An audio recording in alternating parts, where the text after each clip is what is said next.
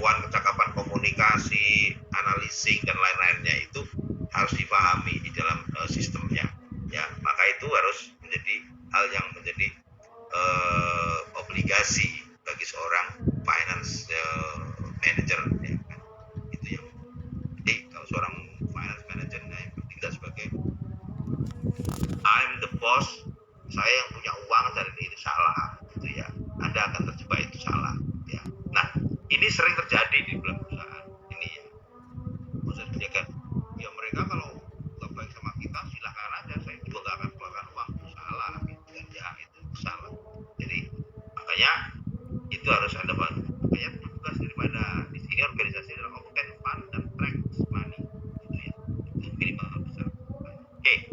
Nah, seperti saya katakan tadi, framework di dalam keuangan ini secara struktur memang banyak sekali, tapi kalau kita kupas itu nggak akan habis. Nah, biasanya pengalaman saya waktu saya dulu di perusahaan, dan kebetulan juga saya mengontrol operasi dan keuangan juga, ya. Jadi saya hanya fokus pada 4 poin ini: pembelian, persediaan, produksi, dan penjualan. Itu kalau kita bisa strong fokus, ya, atau fokus pada 4 ini, saya pikir perusahaan ini akan berjalan baik, ya. Tapi kalau ini tidak, kemungkinan ini akan sulit sekali. Nah, itu basic frameworknya. Bukan berarti yang lain enggak, ya. Misalkan ada biaya ini, kos ini, audit ini, itu adalah kerjaan-kerjaan, tapi besarannya adalah, ya, kita kan mau core dulu kan, ya. Core-nya apa? Supaya paham kalau organisasi nanti kenapa nanti kalau ada di dalam perusahaan itu persediaannya banyak, itu perusahaan teriak-teriak, wah ini berarti ini ada masalah. Begitu juga di pembeliannya besar, ini ada masalah. Nanti biasanya ya hal-hal itu akan dilakukan oleh perusahaan. Termasuk penjualannya kecil, itu pasti ada masalah, ya. Apalagi produksi, ya, produksi ini biayanya paling besar, ya. Itu menyangkut ada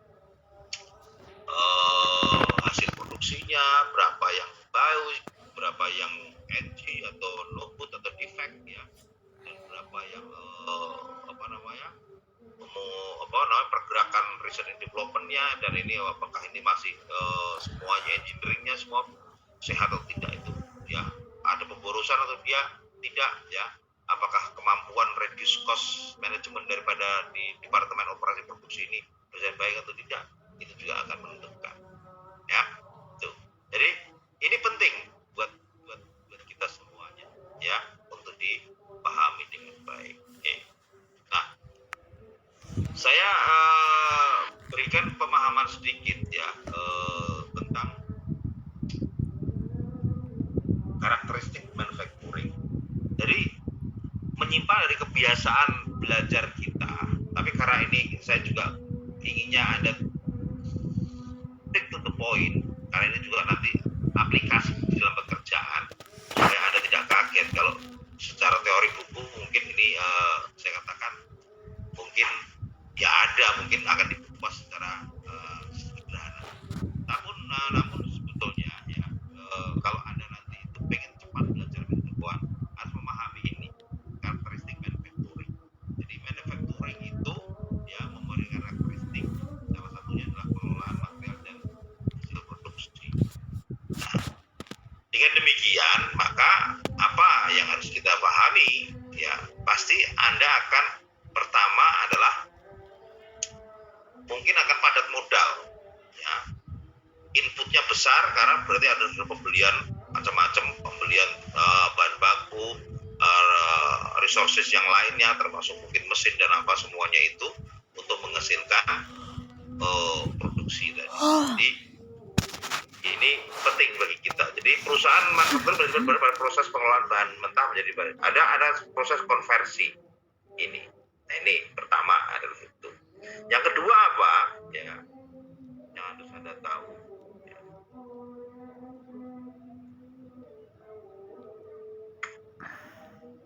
Mesin dan, ya, skala yang besar, ya, itu Anda harus pahami. Jadi ini yang penting buat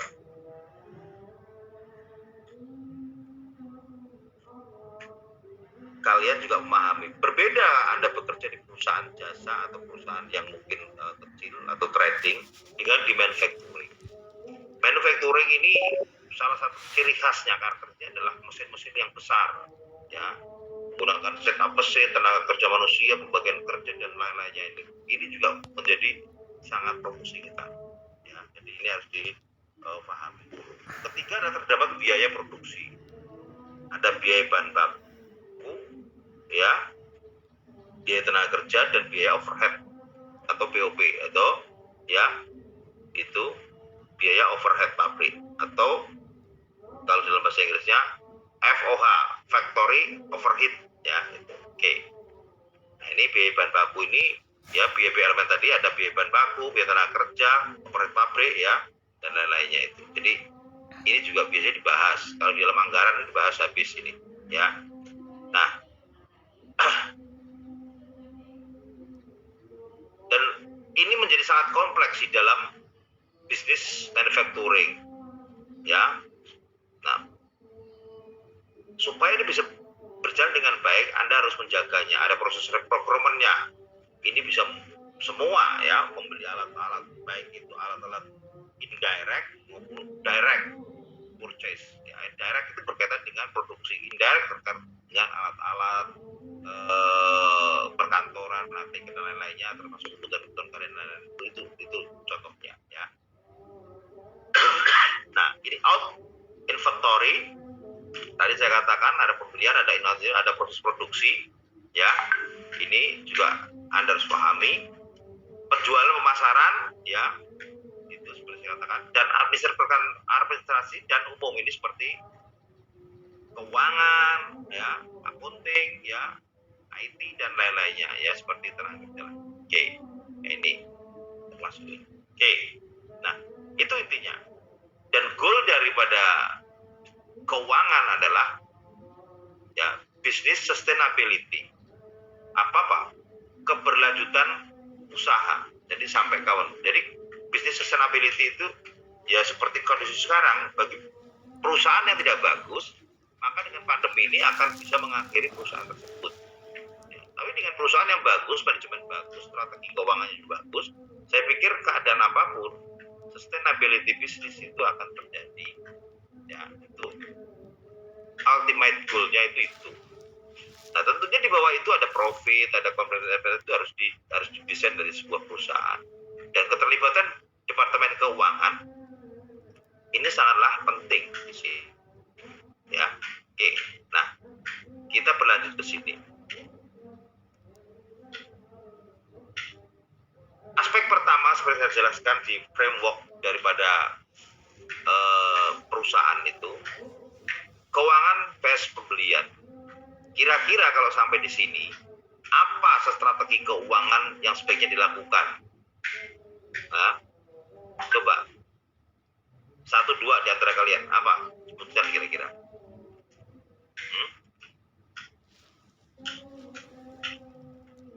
Siapa?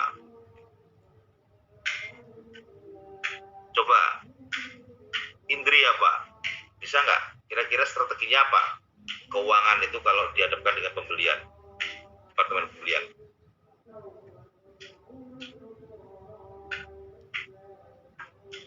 Kira-kira apa? Apa yang dilakukan strategi perusahaan terhadap pembelian ini, khususnya di departemen keuangan?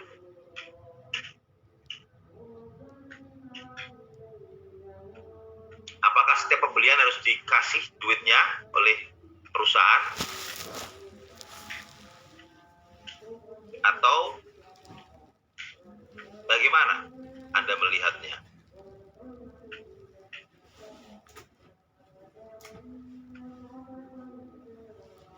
Ada yang tahu? Coba, Indri apa kira-kira? Atau siapa yang bisa? Jangan takut-takut untuk ini, untuk memberikan pendapat. Salah gak apa-apa. Lebih baik salah daripada enggak. Ayo.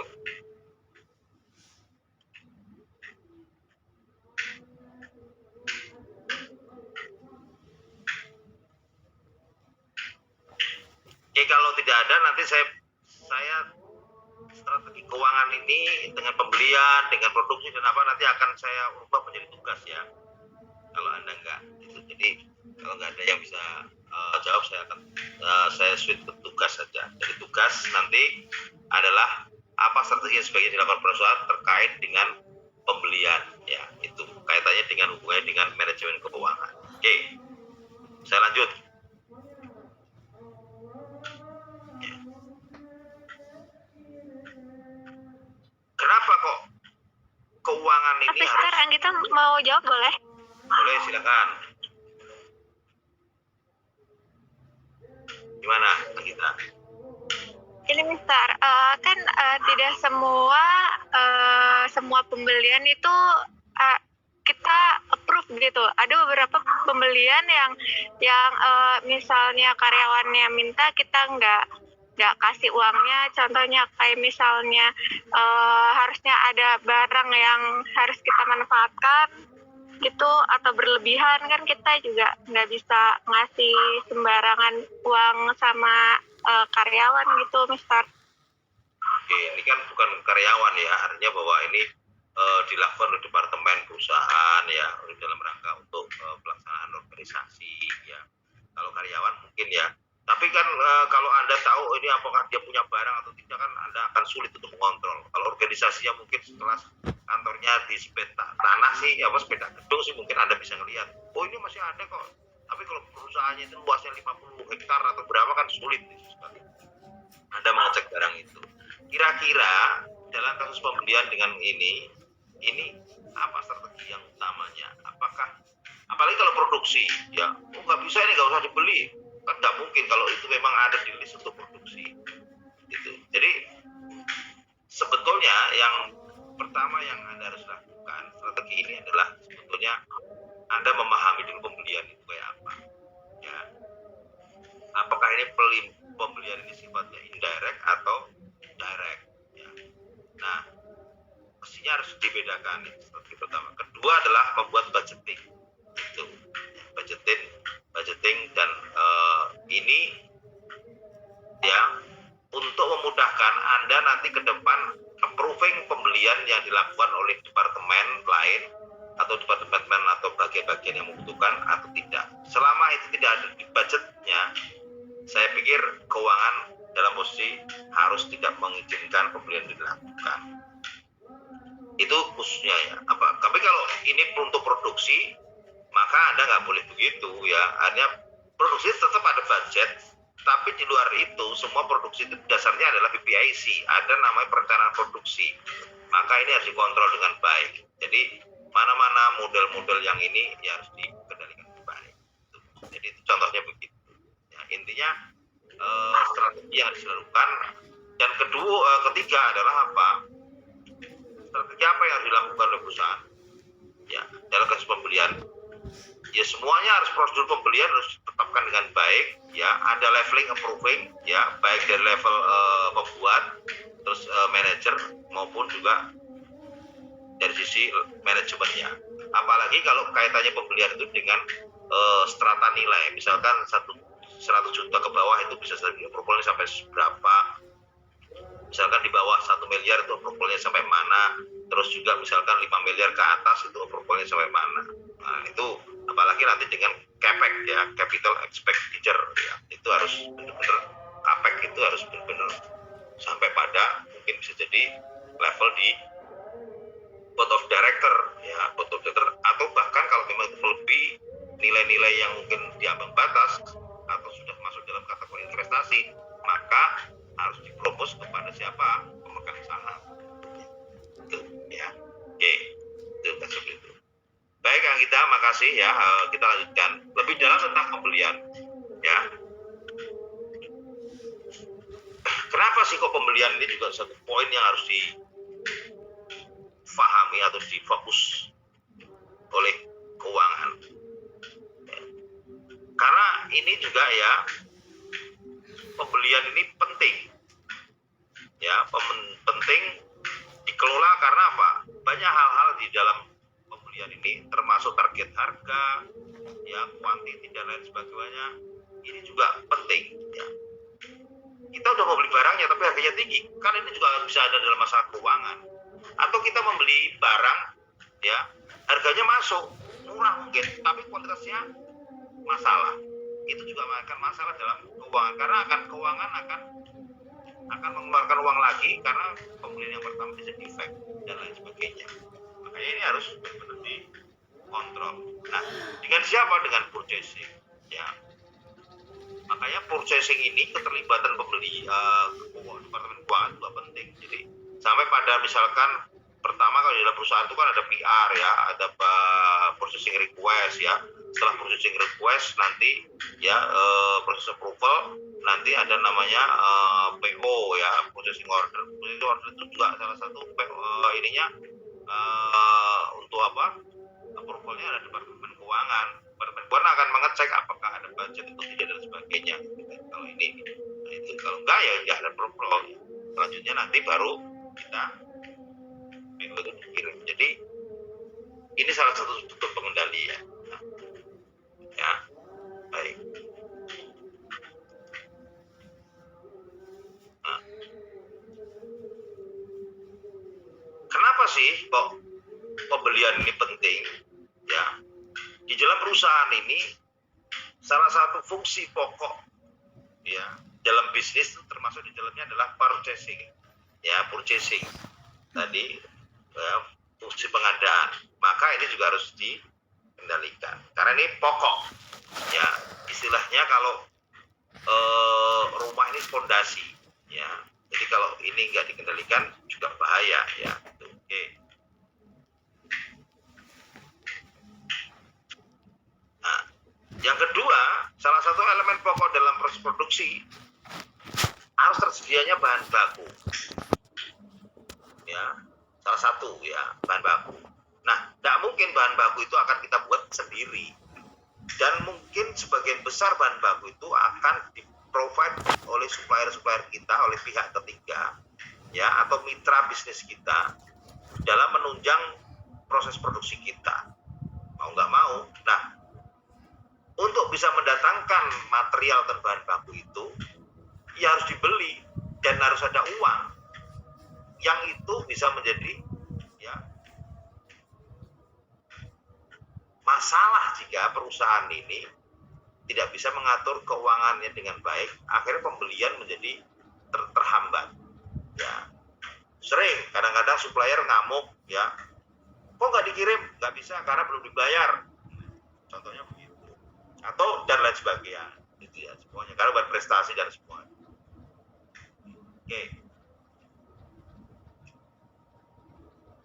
Nah, pembelian juga begitu, adalah sebagai tanggung jawab atas outside manufacturing ya. Artinya apa? Pembelian ini adalah bertanggung segala hal yang terkait dengan pihak luar ya. Jadi karena ini bertanggung jawab dengan pihak luar dan tidak ada departemen lain yang boleh melakukan ini, maka purchasing harus dikontrol dengan baik. Karena dia yang tahu, paham, harus uang keluar, belanja uang perusahaan itu, ya purchasing itu. Nah ini, jadi nggak boleh orang produksi itu langsung melakukan pembelian sendiri, orang QA melakukan pembelian sendiri, orang akunting pun, ya, atau orang keuangan pun dalam bentuk barang itu harus beli sendiri, nggak boleh, harus melalui pihak pembelian. Nah, karena kepentingan inilah, maka jangan sampai uang meluncur ke pihak ketiga itu tanpa adanya kontrol yang baik. Maka peran keuangan menjadi sangat penting di dalam hal ini.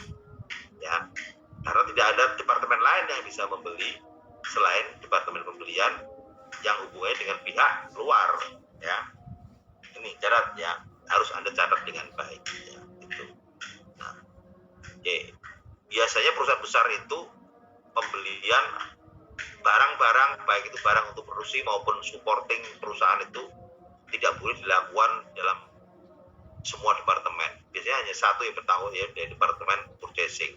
Atau di perusahaan ada juga yang namanya departemen pengadaan, atau ada yang namanya sourcing, atau departemen buyer. Itu, nah itu namanya aja lah ya. Itu variasi dalam organisasi namanya. Oke. Terus yang D adalah pembelian sebagai profit center. Kok bisa Pak? Ya bisa kalau selama ini kita berpikir pembelian ini adalah cost center, maka ubah pikiran tersebut bahwa pembelian juga sebagai profit center. Nah, bagaimana caranya? Ya tentunya Anda harus selalu berpikir bahwa uang ini bukan milik Anda dan ini adalah milik organisasi, maka harus dikelola dengan baik. Maka bersama pembelian, keuangan harus berpikir tentang hal-hal proyek-proyek yang baik, bagaimana mengubah cost center menjadi profit center. Caranya, ya mungkin dilakukan dengan pertama, mengubah konsep misalkan penghematan menjadi efisiensi, terus efisiensi menjadi inovasi, ya improvement dan inovasi. Jadi kita tidak sekedar hanya penghematan dengan cara apa? Menahan atau tidak membeli sesuatu barang yang ini, ya udah nggak usah lah kita hemat. Tapi hemat itu bisa menghambat perusahaan tahu ya. Tapi lebih pada kedua adalah step kedua adalah efisiensi. Efisiensi itu bagaimana? Mungkin dengan cara negosiasi harga dan lain sebagainya. Terus yang ketiga, ya tentunya adalah inovasi, bekerja sama dengan pembelian dan dua pihak ketiga dan juga R&D mengadakan misalkan engineering changes atau job design dan apa semuanya, mengubah pembelian yang dengan material misalkan besi menjadi plastik, contohnya mobil atau kendaraan atau motor itu semua sekarang ini bahan bakunya murah, ya, berarti menjadi profit center. Awalnya dulu membeli besi itu harganya 1 kilo itu misalkan bisa misalkan 15.000 gitu, dengan adanya plastik sekarang menjadi separuhnya, artinya perusahaan makin besar. Jadi bisa jadi perusahaan itu penjualannya misalkan dalam satu tahun itu sama, tapi karena purchasing sebagai cost center mengubah dirinya menjadi profit center, maka hal ini bisa mengakibatkan keuntungan kita tetap lebih tinggi daripada tahun lalu walaupun dengan status belum sama. Ini harus kita paham ya. Oke, lanjut. Nah, sebagai fungsi strategis perusahaan ya, karena ini vital ya, 50%, 55% keuangan itu meluncurnya adalah departemen pembelian ini. Jadi intinya ya Anda harus kelola dengan baik ya. Karena ini adalah begitu besar perusahaan ya, peran pembelian ini dalam perusahaan, maka departemen keuangan juga tidak bisa hanya menerima laporan-laporan dari departemen pembelian aja, berapa yang sudah dibeli dan ini sebenarnya nggak juga gitu, harus koordinasi. Nah ini adalah bentuk komunikasi dan koordinasi ya, tidak sekedar uang di saya kok tenang aja, nggak boleh begitu ya. Oke, jadi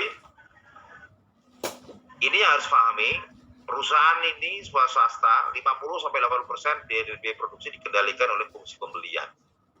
Nah ini harus Anda pahami dengan baik. Jadi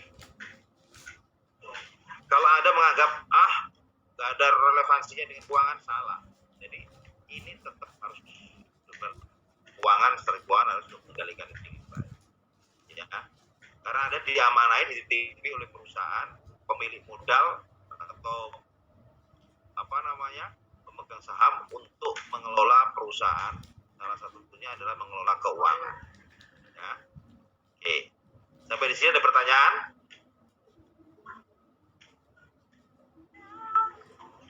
Ada pertanyaan? Tolong yang ini ya, speakernya ini di mute ya, jangan di unmute ya. Oke. Nanti kalau ada mau bertanya atau bicara boleh ya, untuk dibuka ya. Ya, ada pertanyaan?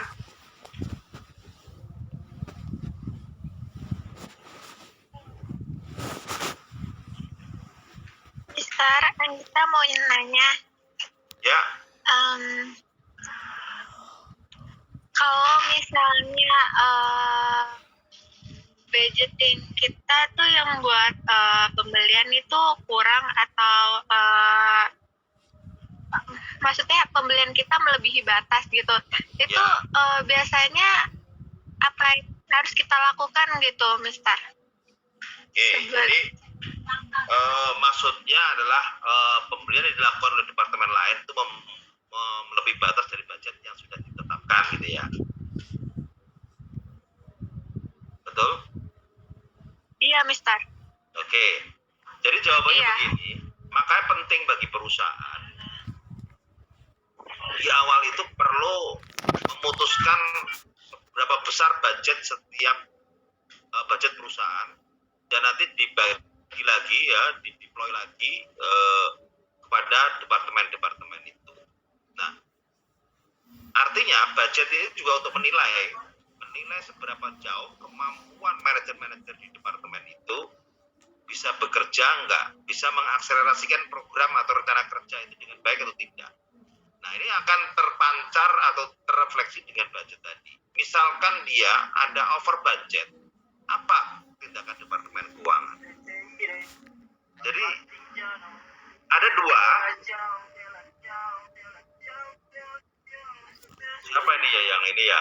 Di unmute ya. Di mute.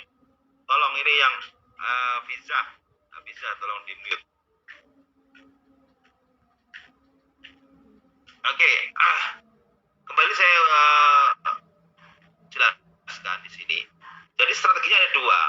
Pertama, keuangan akan tidak bisa menyetujui jika pembelian over budget tersebut.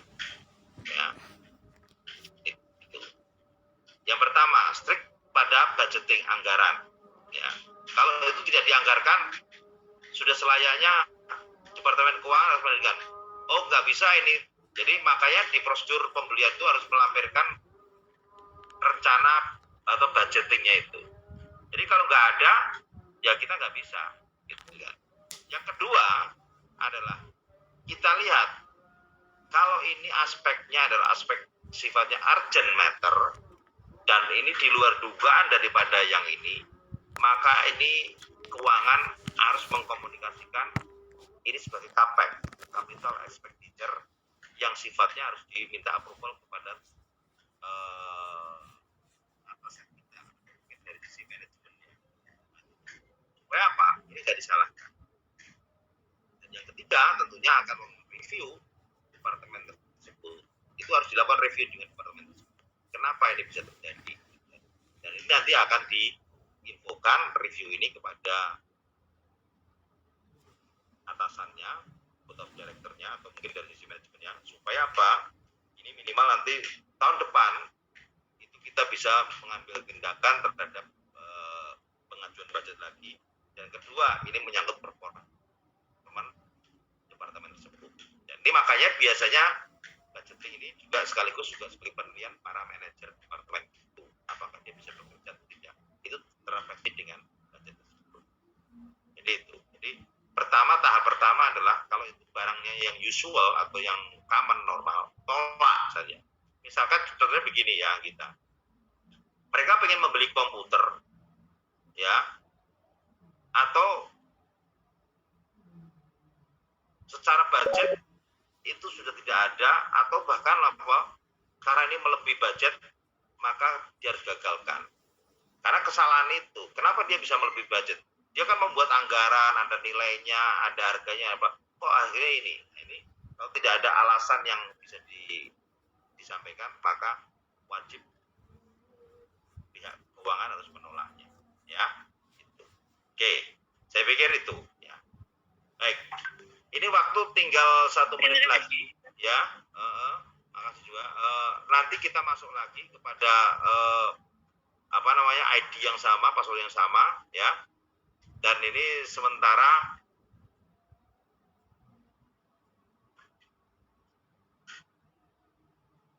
nah, yang kedua adalah dengan persediaan, ya. Oke. Jadi dengan persediaan ini, ya, Anda juga harus pahami sama halnya dengan tadi apa? Dengan keuangan dengan pembelian. Nah, oke ya. Persediaan juga tidak hanya persediaan barang setengah jadi atau barang jadi ya, tapi juga termasuk persediaan ya lain-lainnya, mungkin bahan spare part dan apa, termasuk ATK juga ada persediaan ya. Itu hampir sama, konteksnya adalah persediaan itu dibagi menjadi dua ya.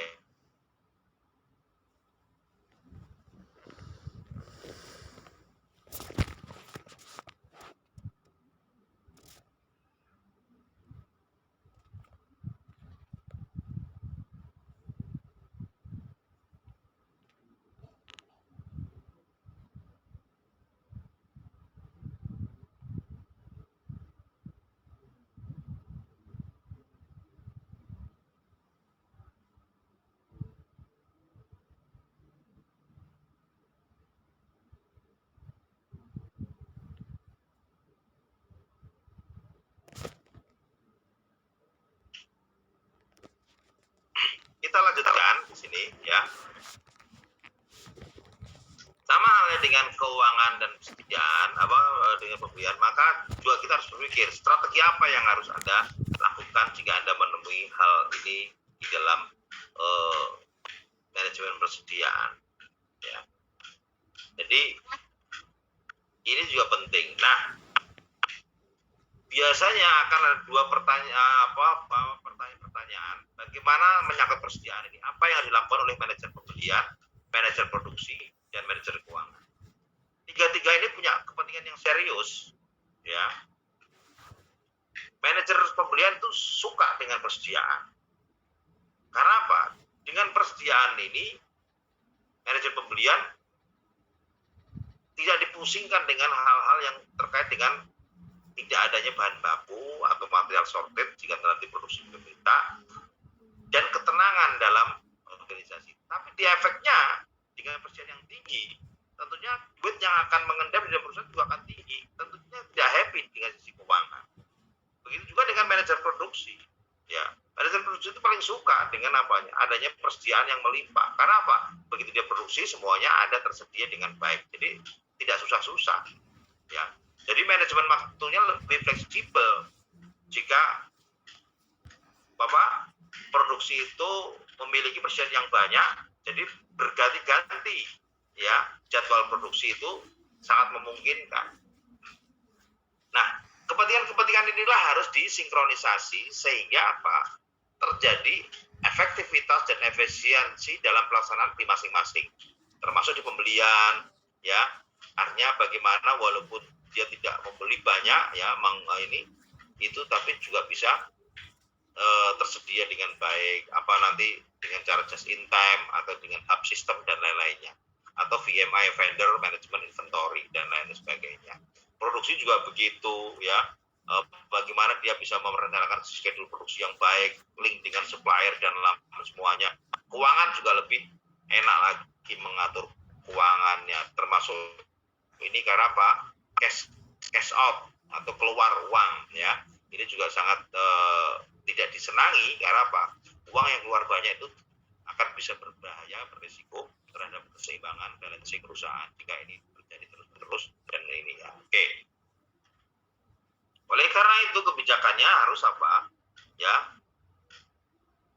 harus baik seperti saya katakan tadi antara manajer pembelian, produksi dan keuangan. Ya, oke.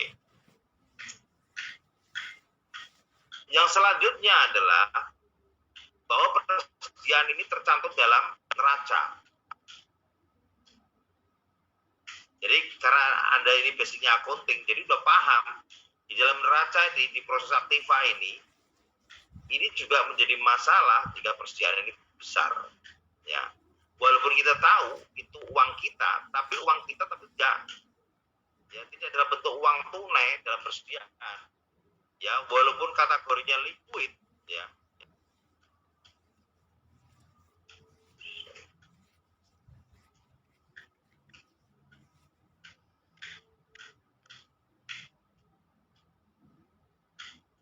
Apa ini ya?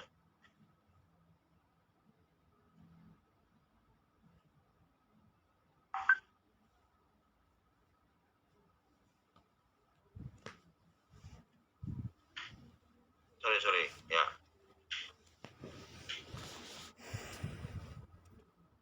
Recording in progress.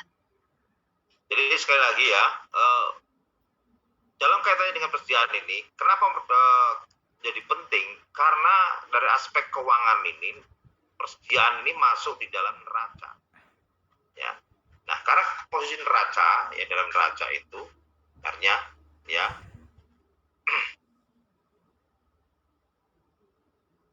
perlu kalian pahami bahwa betul ini adalah ini personal liquid, tapi beresiko kalau di dalam bentuk persediaan. Beda dengan uang itu yang ditaruh kita di bank, ya itu resikonya kecil. Tapi kalau persediaan masih dalam bentuk barang, baik itu barang baku, bahan baku, setengah jadi maupun barang jadi, kita bisa nilai dengan uang. Tapi kemungkinan kita bisa loss, terjadinya penurunan harga, bahkan karena barangnya defect dan apa, kecurian dan apa, ini potensial loss kita tinggi. Gitu. Jadi misalkan persediaan kita misalkan 500 miliar gitu kan, potensi kita loss untuk menjadi 500 miliar itu bisa besar. Mungkin akhirnya setelah kita stock taking lagi, kita stock opnam lagi, ternyata persediaan kita menjadi 400 miliar Pak. Kenapa kok ini? Yang lainnya rusak, ada kecurian atau dan lain sebagainya. Nah ini tentunya keuangan makanya harus mengendalikan dengan baik. Seberapa besar toleransi terhadap penyimpanan persediaan ini bisa diperkenankan. Oke ya. Nah itu harus dipahami. Dan persediaan yang terlalu tinggi, terlalu besar, terlalu kecil dapat menimbulkan kinerja perusahaan. Ya, ini menyangkut dengan berapa ya keuntungan perusahaan yang bisa disumbangkan, ya ini juga bisa terganjal karena persediaan tersebut. Ini jadi ternyata kinerja perusahaan ini juga bisa dipengaruhi oleh persediaan. Ya saya berpikir sih memang ya persediaan ini menjadi poin yang harus dikendalikan. Salah satu karena juga masuk neraca tadi seperti saya katakan ya, dan accounting sudah terbiasa ini, maka posisi kedua adalah ini menjadi kinerja perusahaan ya. Kenapa? Kalau persediaan tinggi di dalam perusahaan, saya berpikir perusahaan itu nggak punya kinerja. Karena apa? Ya bagaimana dia punya kinerja ya, karena persediaan tinggi. Apalagi kalau itu persediaan barang jadi tinggi, berarti apa? Pemasaran atau penjualan nggak akan bisa nggak dilakukan dengan baik, sehingga terjadi penumpukan barang di perusahaan. Kalau misalkan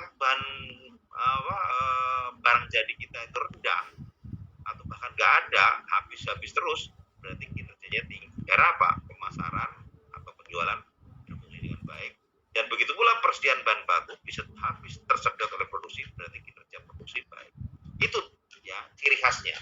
Kamu bisa lihat perusahaan yang persediaannya menumpuk atau tidak. Kalau menumpuk berarti kemungkinan kinerja perusahaan itu akan rendah. Tentu kinerja rendah jangan berharap keuntungan yang baik. Beban biaya. Ya jelas beban biaya karena menanggung bunga modal, belum lagi adalah akan tempat, gudang dan lain-lainnya. Kalau gudangnya nggak milik sendiri berarti sewa dan lain-lain. Banyak sekali ya. Too many cost atau ya banyak biaya yang harus menjadi beban ini, dan ini harus dikendalikan dengan baik ya. Inilah unsur-unsur ini yang harus dipahami oleh Anda sebagai seorang keuangan ya, bagaimana menganalisa persediaan ya. Ini sepintas saja ya. Ada klasifikasi ABC di mana kelas A itu unit rendah tapi dolarnya tinggi, barangnya sih kecil-kecil sedikit, barangnya nggak banyak tapi nilainya tinggi, atau yang sedang ya 50-50 lah ya, barangnya nggak banyak tapi nilainya juga banyak. Ada yang unitnya tinggi tapi dolarnya rendah, itu kelas C. Dan ini harus diklasifikasi dengan baik dalam kebijakan keuangan ya, yang akan nanti direfleksikan di dalam pelaksanaan cost accounting-nya di Departemen Akuntansinya ya gitu. Oke, ini gambaran aja. Oke, jadi sistem pengendaliannya, pengelolaannya. Persediaan itu harus apa? Ada cycle counting-nya, ya, cycle counting-nya, bahkan ada stock of num-nya kalau setiap tahun, ya. Ini tentunya perspektif ini, ya, kembali lagi saya ingat kepada Anda, harus terkait dengan kebijakan dan strategi keuangan, ya. Oke, lanjut. Nah, yang ketiga adalah keuangan dan produksi. Seperti halnya yang kedua sebelumnya, baik itu pembelian maupun persediaan, maka tahap selanjutnya adalah framework yang harus difokus oleh Departemen Keuangan adalah produksi. Dan ini supporting terbesar keuangan yaitu produksi. Nah, ya, bagaimana kita harus pahami produksi adalah mesin uang perusahaan. Jika kegagalan produksi pasti akan berdampak dengan lain, khususnya kinerja keuangan. Jadi ya Anda harus pahami itu, ya. Jadi baik-baiklah Departemen Keuangan dengan produksi supaya apa? Orang produksi itu bisa menghasilkan, ya, barang-barang yang bisa dikonversikan dalam uang yang bisa menguntungkan perusahaan. Nah, strateginya apa? Ya tentunya hal apa yang harus dilakukan oleh Departemen Keuangan terhadap produksi. Ya, nanti menjadi bahan diskusi ataupun tugas Anda. Oke. Ya. Biasanya ada uang abang disayang, tiada uang abang tendang. Nah, ini biasanya patut diketahui begitu. Ya. Oke. Jadi Departemen Produksi itu biasanya punya bargaining power yang tinggi terhadap perusahaan. Ya.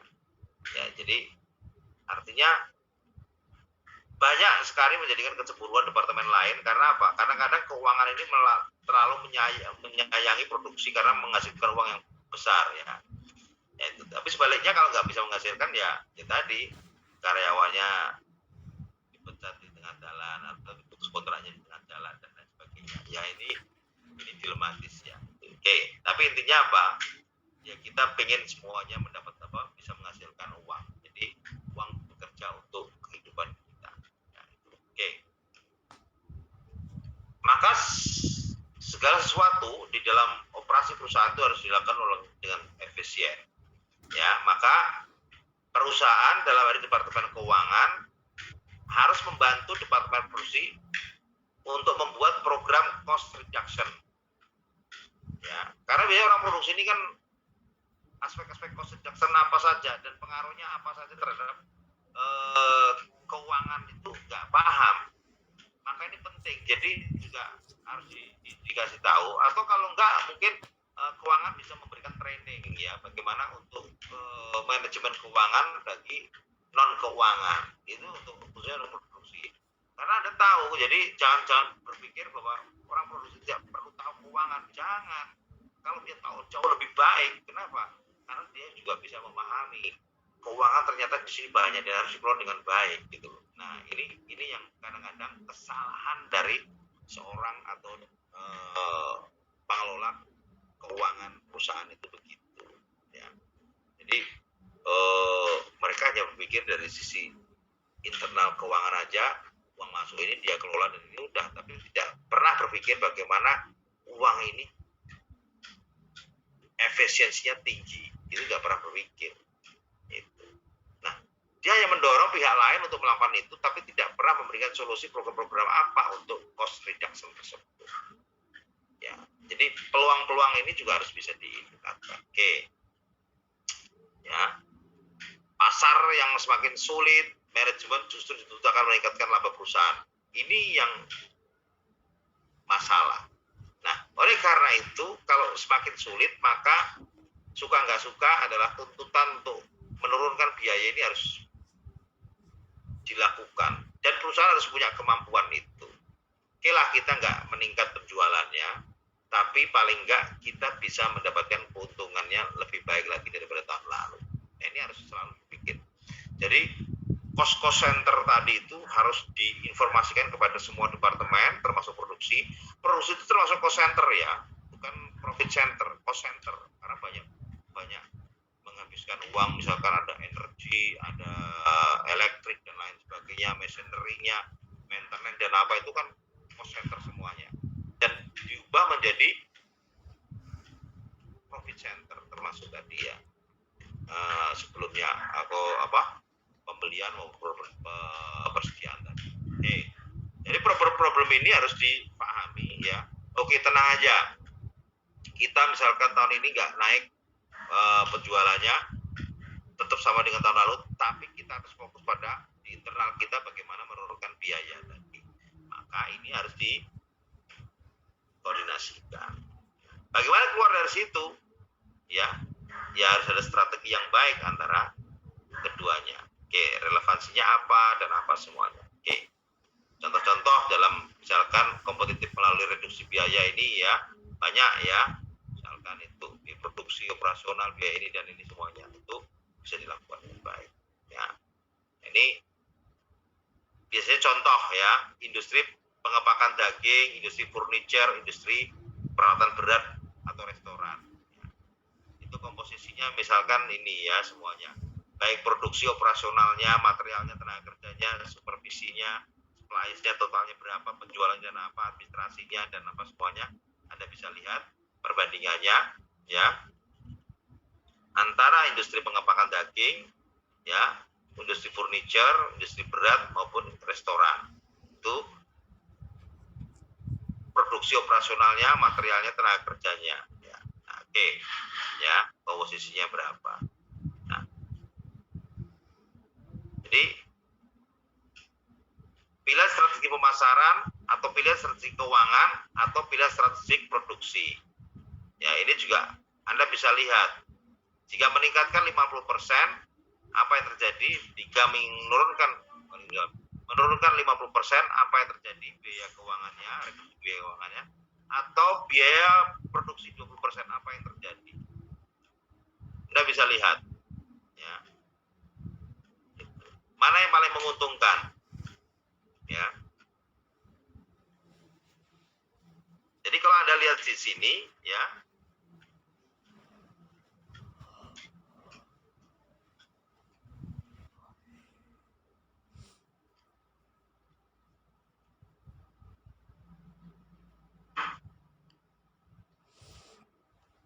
ini menjadi lebih menguntungkan, ya, itu dengan biaya produksi dibanding dengan keuangannya, ya. Atau bahkan dengan meningkatkan penjualan 50%.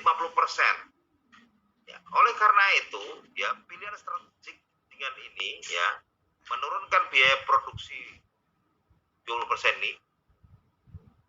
ini harus benar-benar dibantu oleh Departemen Keuangan. Nah, ini contoh ini memberikan perspektif keuangan betapa pentingnya produksi ini dibantu ya atau dikendalikan atau disupervisi lah oleh keuangan. Itu. Oke. Nah, ini konsep-konsepnya ya yang biaya program reduksi biaya terus menerus ya, kos ini ya ada banyak hal ya. Ini bisa konsep dasarnya CSR ini adalah biaya tenaga kerja, biaya material, energi dan lain-lainnya ya.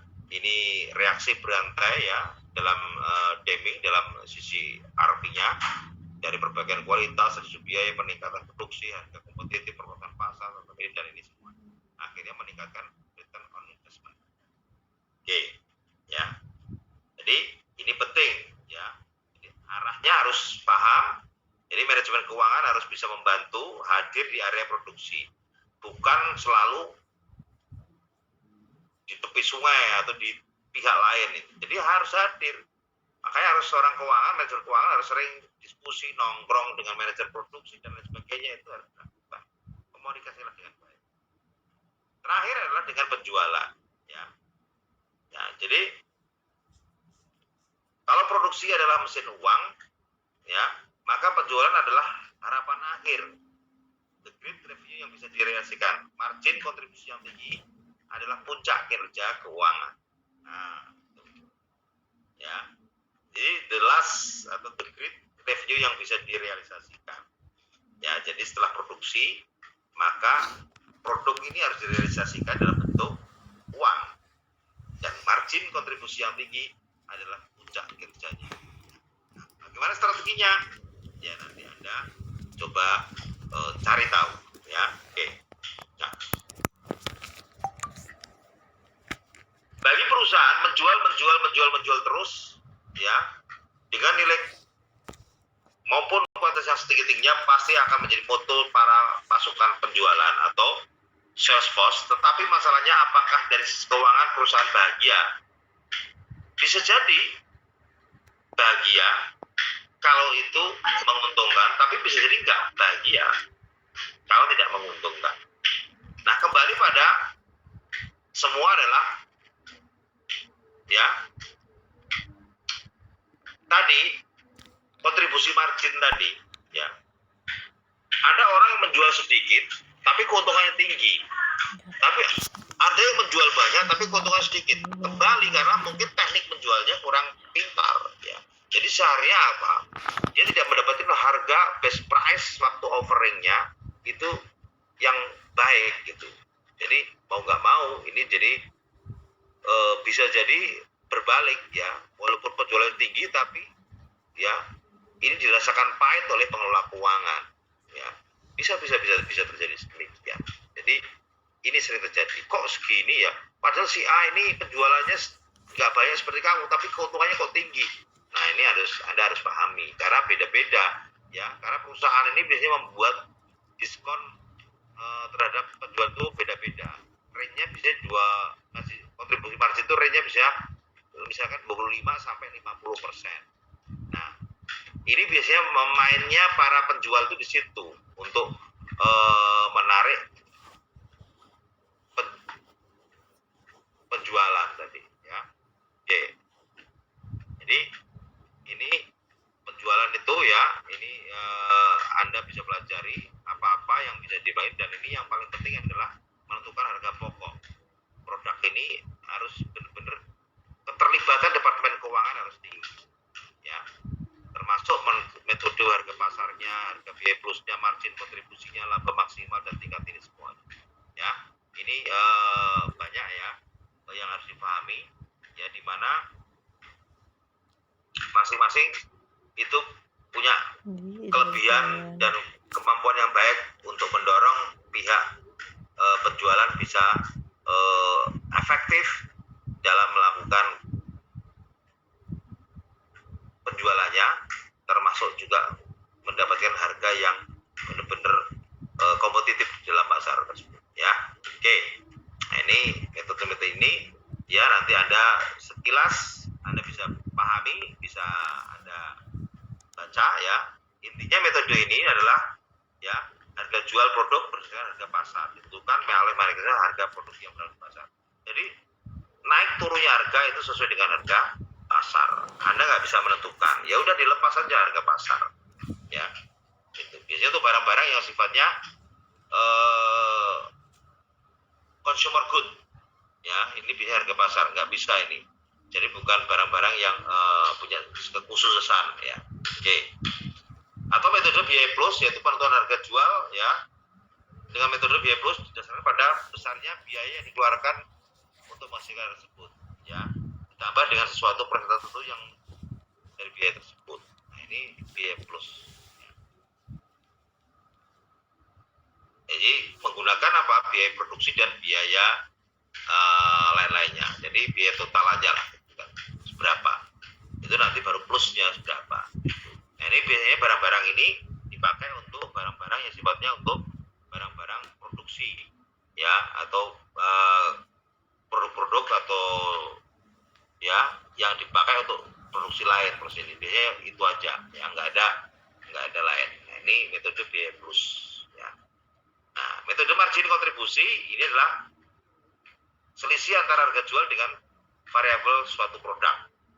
Nah ini biasanya untuk produk-produk yang unik, yang spesifik, dan apa yang bisa memungkinkan kita mendapatkan ya fluktuasi persentase margin yang kita harapkan.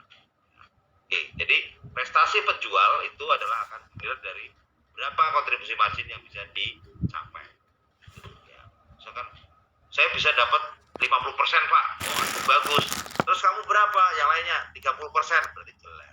Ya, walaupun dia mendapat keuntungan, tapi unexpected keuntungannya, keuntungan yang belum diharapkan, ya. Tapi kalau misalnya 50%, ya expected, ya dia sudah diharapkan, bahkan sudah, ya bisa dikatakan apa, super exit atau istilahnya ya bagus, ya itu loh, ya. Oke. Metode laba maksimal ya jelas diterapkan adalah dengan apa, produk suatu perusahaan memiliki sifat yang sangat elastis, di mana perusahaan harga jualnya tersebut akan langsung memengaruhi volume. Jadi kalau misalkan harga maksimalnya berapa, metode laba maksimalnya berapa, itu sebenarnya situ, ya. Dan atau metode tingkat pengembalian modal bisa, wah ini saya pengen misalkan pengembalian modal 10 tahun, ya harganya akan di set 10 tahun dengan harga itu pengembalian 10 tahun, keuntungan dari selisih harga tadi, harga pokok penjualan, atau ke 5 tahun ya ini mau nggak mau ya gitu. Jadi ini juga bisa gitu. Tapi ini untuk mungkin ya sifat-sifatnya yang mungkin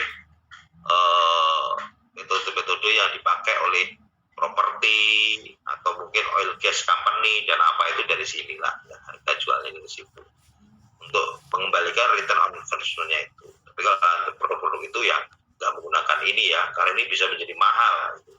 Oke. Atau ya dengan prinsip ini ada, makanya di dalam teknik penjualan itu keuangan harus paham tentang titik impasnya, break even point-nya, ya, supaya apa? Keuangan bisa ikut mengendalikan apakah perusahaan ini mengalami laba atau mengalami kerugian. Oke, ya, jadi kira-kira ini bisa terus ditingkatkan ya dari aspek keuangannya. Lanjut ya. Sebelum kita lanjut ke materi lain ya, apakah ada pertanyaan dengan materi ini?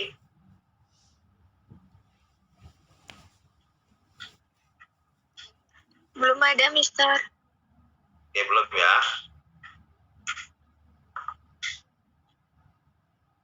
Kita lanjut ke materi selanjutnya.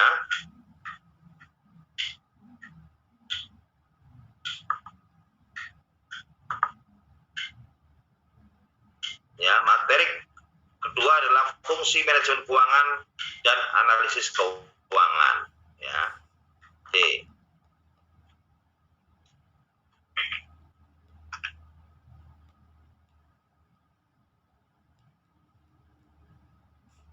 Di dalam fungsi ini ya ada langsung ya bagaimana Anda memahami departemen keuangan itu di dalam perusahaan itu apa saja yang harus dilakukan ya.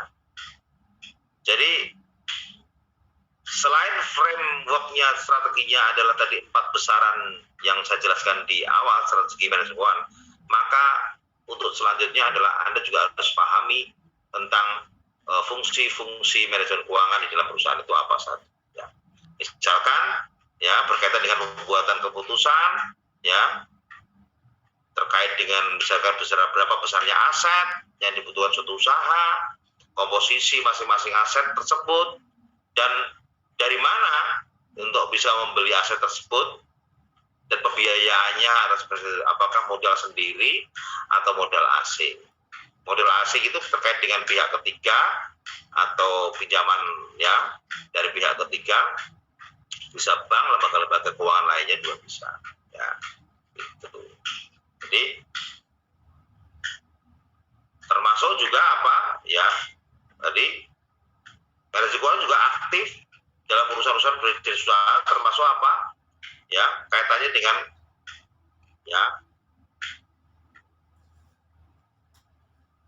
perusahaan atau jenis usaha yang terkait dengan atau lembaga keuangan pribadi, publik, besar, kecil, profit dan profit, dan kegiatannya seperti anggaran, perencanaan keuangan, manajemen kas, administrasi kredit, analisa investasi, dan usaha memperoleh dana yang juga harus dipikirkan menjadi fungsi-fungsi kegiatan dari manajemen keuangan. Oke.